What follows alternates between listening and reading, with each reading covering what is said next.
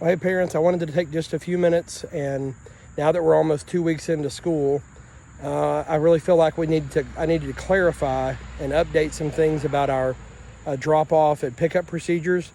So I'm just out in the parking lot, and you can see the driveway behind that you walk in. The sun's really bright, so I wanted to start on this side and just remind you about a few things about the procedure. First of all, I don't think I can emphasize this too much. Less than 5 miles an hour is the speed limit. Like really, really slow. That's true if there are 30 cars out here in this parking lot, if there's 3 cars, or if it's just you. Way under 5 miles an hour. Very slow. That's so important. I mean, we want all of our kids to be safe.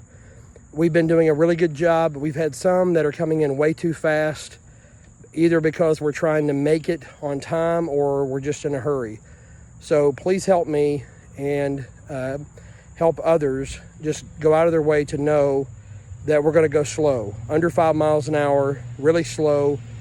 And again, if you have a preschooler, then you can park up near the building. You see behind me, pull right up close to the building.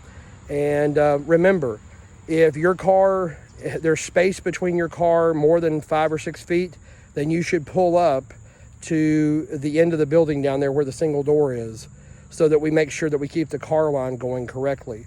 Everyone else for drop-off time, 7:30 to 7:55, 3:30 for kindergartners, 3:35, all the way up until aftercare starts.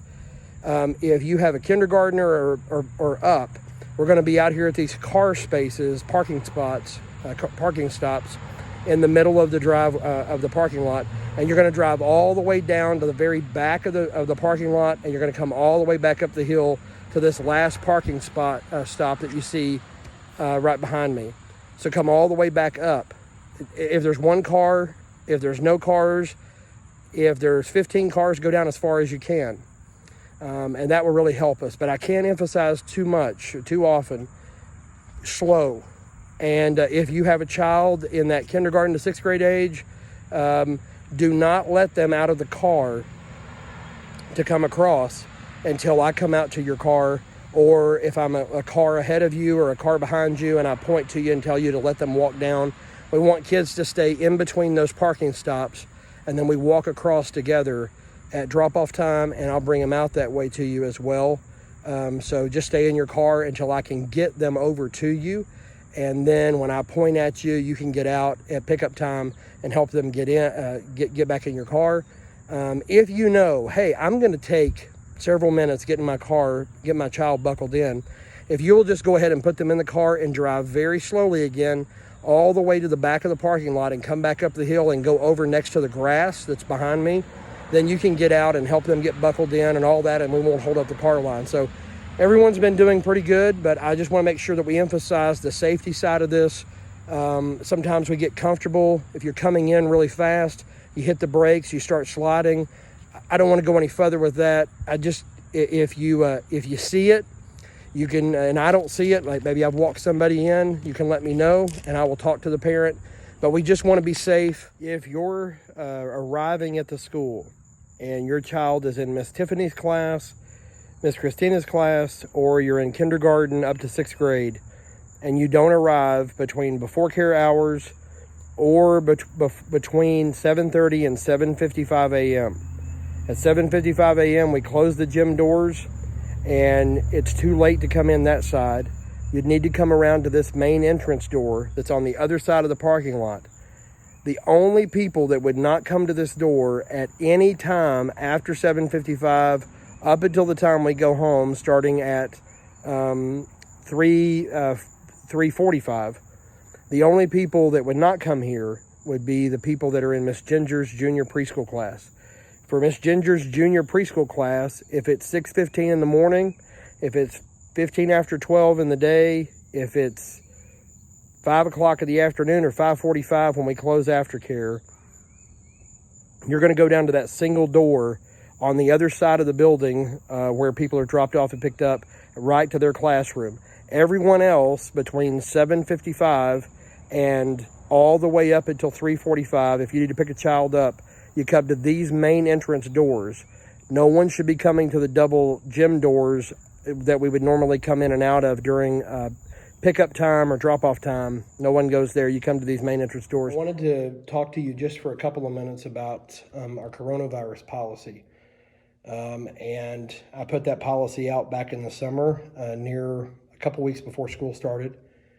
And I wanted to just clarify some things. You're hearing all kinds of different things about what the health department's recommending, what the CDC recommends. And I wanted to make sure that I clarify about what our policy is. And then I wanted to make an announcement about something that you're going to want to hear about in just a moment. So first thing is, our policy is very clear.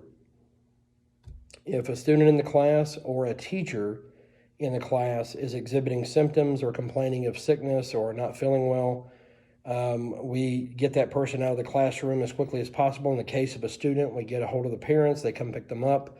We move the students out of the classroom and the teacher, we clean the classroom, we put the students back in the classroom, we go clean the place that they've been waiting and the area that they went through to get to that location while they were waiting for the room to be cleaned, and we clean that area or those areas. And then we wait to hear of the results of the coronavirus test, or in the case that a parent goes to the doctor and the doctor or the nurse says, hey, they need to be tested, and the parent denies the test, then they would have to stay out of school during that period if it's recommended by a medical professional that they need to be tested. But if they're tested and they come back with a positive result, then we continue to go to school and we check those temperatures of that particular class or the classes that they're connected with each morning for the next 14 days when they're coming to school. That would include weekend days, so when they're at school. And we try to pay attention to if anyone is showing symptoms of either complaining of being in pain or not feeling well, and continue to move them out of the classroom. And of course, we try to watch that closely. And that's what our policy has been, and that's what our policy is going to continue to be. As it relates to mask wearing, we would say that it's a parent's choice about wearing masks. If you believe that's in the best interest of your child and you want them to wear a mask, well, you're welcome to do it and welcome to have them do it. You're not required, but you're not required to wear a mask, and we're going to continue with that policy. The other thing I wanted to tell you about is what happens, though, if someone in the class is exposed to someone who was exposed to someone who had the coronavirus, or they're exposed to someone who has the coronavirus? Are we going to quarantine the whole class and say you have to stay home? Because in our building, obviously, you've been in the building, you can tell these rooms are super tiny, our hallways are small, the gym is our biggest location, and so everyone would potentially then be, if we started tracing through it, everyone would be potentially then exposed to someone who's been exposed to someone who has the coronavirus. And if that were the case, then we could just shut the school down. And I know this may not be a popular decision and people may not like it, but if we do that, then basically what this year is going to become is we're going to be closed a couple weeks, open for a couple weeks, closed for a couple weeks, open for a couple weeks, and I'm not going to do that. So there are always exceptions to a rule, in this sense that there could be a variety of people who end up with coronavirus, not necessarily because they caught it from someone at our school. We're at school here officially for school hours, around 32 hours or better a week out of a 168-hour week. We're meeting and getting around a lot of other people. But there could be a case where there's so many people with the coronavirus that we would have to say for a 14 or so day period, we should have to close in order to give everyone time to heal and then come back to school. But we are nowhere in that position right now. And of course, we continue to watch and make sure that everything is as sanitary, as clean, and that we watch for all of the symptoms that might be coming to make sure that everyone's safe. But I just wanted to be sure that you understood where our policy is. You could read our policy. I've emailed it out before we gave it out at our back to school meetings, and I'm happy to talk with you about it if you have any questions. We did find out this afternoon that two students in our school, one in first grade and one in third grade, that one of their parents tested positive for coronavirus today. And so they are at home with their parents. They haven't been back to school since they were here this past Thursday. So the parent did not start showing symptoms until Saturday. So they haven't been to school since then, and they won't be at school until the quarantine time passes for their parent. And then they will be back to school, most likely if the 10 days passes that the CDC is recommending, and then 72 hours of no symptoms or no fever.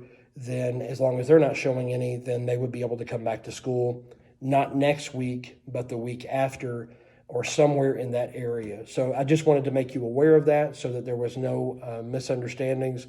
Obviously, in our school our size, it doesn't take too much of a process of elimination to figure out. So some people might say it's kind of silly to not say who it is because everyone's going to figure it out. But that's our policy. We're not going to do that, and I hope you understand that. So you just pray for them if you would, and pray for our school, pray for the schools in our area.